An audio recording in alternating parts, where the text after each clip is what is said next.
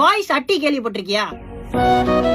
சாயந்தரம் ஒரு 7 மணி வாக்குல ஏரியாக்குள்ள ஒரு இடத்தை புடிச்சு ஒரு 7-8 பேர் அப்படி ரவுண்டா உட்காந்து பேச ஆரம்பிச்சோம் அப்படின்னா எங்களுக்கு போன் தேவையில்லை, கடலை போட்டு டைம் பாஸ் பண்ண பெண்கள் தேவையில்லை, எதுவுமே தேவையில்லை. ஜாலியா என்னென்னமோ பேசுவோம். எனக்கு நடந்த விஷயங்கள் அவங்க கிட்ட சொல்றது, அவனுக்கு ஏதாச்சும் நடந்திருக்கும் அது எங்க கிட்ட சொல்றது. முக்கியமா அடுத்து வாழ்க்கையில என்ன பண்ண போறோம், எப்படி பண்ண போறோம், எங்க இருக்க போறோம் இப்படிங்கறதெல்லாம் எங்க அப்பா அம்மாவை தாண்டி நான் வந்துட்டு அந்த கும்பல் ஆஃப் கேங்ஸ் கிட்ட தான் ஷேர் பண்ணுவோம். அவங்களும் நம்ம கிட்ட அப்படியே ஃப்ளோல ஷேர் பண்ண ஆரம்பிப்பாங்க. திடீர்னு ஒருத்தன் இன்னொருத்தர் வம்புழுப்பான், அவங்க 2 பேருக்கு சண்டை வரும், ஜாலியா இருக்கும் பாக்குறதுக்கு. திடீர்னு எல்லாரும் நம்ம பக்கம் திரும்பிடுவாங்க, நம்மள போட்டு ஓட்டு வாங்கி நமக்கு ஒரு மாதிரி கடுப்பாகும். அது மட்டுமா பேசுவீங்க அப்படின்னா அதுவும் கிடையாது. திடீர்னு கில்மா டாபிக்ஸ் எல்லாம் போவோம். அந்த அங்கிள் எப்படி, இந்த ஆண்டி எப்படி, இப்படி நிறைய கிசு பேசுவோம். திடீர்னு பேய் கதை பேசுவோம்.